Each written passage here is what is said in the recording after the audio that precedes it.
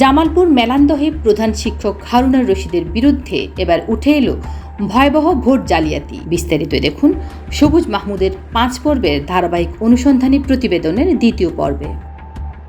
জামালপুরের মেলান্দহে উপজেলার ফুলকোছা আলেয়া আজম উচ্চ বিদ্যালয়ের প্রধান শিক্ষক হারুনার রশিদের বিরুদ্ধে একের পর এক ভয়াবহ জালিয়াতি ও দুর্নীতির অভিযোগে এলাকায় তোলপাড় শুরু হয়েছে। অনুসন্ধানমূলক জাতীয় পত্রিকা অগ্রযাত্রার এক্সক্লুসিভ ভিডিও প্রতিবেদনে এসব অনিয়ম প্রকাশে আসাতে স্থানীয়দের মধ্যে ক্ষোভ ও ক্ষরণ ছড়িয়ে পড়ে। অভিযোগ রয়েছে, ম্যানেজিং কমিটি নির্বাচনে তিনি ভুয়া ভোটার তৈরি করে ফলাফল নিজের নিয়ন্ত্রণে নেন। অন্য শিক্ষা প্রতিষ্ঠানের 4 জন শিক্ষার্থীকে নিজের বিদ্যালয়ের ছাত্রছাত্রী দেখিয়ে তাদের অভিভাবকদের ভোটার তালিকায় অন্তর্ভুক্ত করা হয়। তাদের মধ্যে মোহাম্মদ হৃদয়, সুমন বাবু, জুথি আক্তার ও কাউসার আলী। অথচ স্থানীয়রা নিশ্চিত করেছেন এরা কারোর নামই ফুলকোচা আলেয়া আজম উচ্চ বিদ্যালয়ের প্রকৃত শিক্ষার্থীর তালিকায় নেই। অভিভাবক সদস্য প্রার্থীরা মোহাম্মদ আব্দুর রাজ্জাক, মোহাম্মদ জাহাঙ্গীর আলম, মোহাম্মদ মনোয়ার হোসেন খোকন ও মোহাম্মদ মনির হোসেন এই অনিয়মের বিরুদ্ধে আদালতে আশ্রয় নিলে আদালত নির্বাচন স্থগিত করেন। কিন্তু অভিযোগ উঠেছে, আদালতের আদেশকে উপেক্ষা করে হারুনুর রশিদ রাজনৈতিক প্রভাব খাটিয়ে ভুয়া ভোটার দিয়েই নির্বাচন সম্পূর্ণ করেন। আমি মোহাম্মদ আব্দুর রাজ্জাক, আলিয়া আজম উচ্চ বিদ্যালয়ের অভিভাবক সদস্য।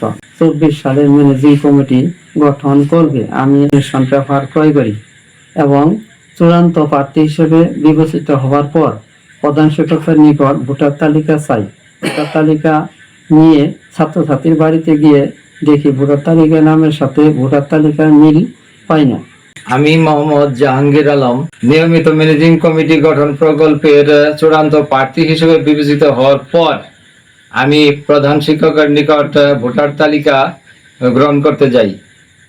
ভোটার তালিকা গ্রহণ করে ছাত্রদের বাড়িতে গিয়ে দেখি যে ভোটার তালিকার সাথে ছাত্রদের ভোটারের যথেষ্ট পরিমাণ অসঙ্গতি পাওয়া যায়। আমরা ফিরে এসে প্রধান শিক্ষককে এই ভোটার তালিকা সংশোধন করে দেওয়ার জন্য বলি, তিনি আমাদের কথা সায় দেন না। 2024 সালে ম্যানেজিং কমিটি নির্বাচনের জন্য প্রার্থী ছিলাম। প্রধান শিক্ষক হারুনুর রশিদ আমাকে যে ভোটার তালিকা দেয় সে তালিকায় ভোটার ভুয়া পরিপূর্ণ ছিল। বিষয়টি স্কুলের মাধ্যমে শরণাপন্ন হয়ে কোনো না পায়ে আদালতে শরণাপন্ন হই। মামলা চলাকালীন আমাদেরকে না জানিয়ে উনি একতরফাভাবে নির্বাচন করে এবং ওনার মনোনীত প্রার্থীকে জয়ী করে। এতেই শেষ নয়, স্থানীয়দের দাবি প্রধান শিক্ষক হওয়ার ক্ষেত্রেও হারুনুর রশিদ জালিয়াতির আশ্রয় নেন। সরকারি নিয়ম নীতি উপেক্ষা করে অবৈধভাবে তিনি নিয়োগ পেয়েছেন, যা নিয়ে ব্যাপক প্রশ্ন উঠেছে। অগ্রযাত্রার ভিডিও প্রতিবেদনে বিষয়টি প্রকাশের পর পুরো মেলান্দহে এলাকায় উত্তেজনা ছড়িয়ে পড়ে। স্থানীয়রা বলছেন, একজন প্রধান শিক্ষকের এমন ভয়ঙ্কর জালিয়াতি শুধু বিদ্যালয়ের সুনাম নষ্ট করেনি, বরং পুরো শিক্ষা ব্যবস্থার জন্য কলঙ্কজনক। এলাকাবাসী দ্রুত তদন্ত করে দায়ীদের বিরুদ্ধে কঠোর শাস্তি নিশ্চিত করার দাবি তুলেছেন। এ বিষয়ে প্রধান শিক্ষক হারুনুর রশিদ ও উপজেলা মাধ্যমিক শিক্ষা মোহাম্মদ আজাদুর রহমান ভূঁইয়াকে একাধিকবার ফোন দিলেও তারা ফোন রিসিভ করেননি।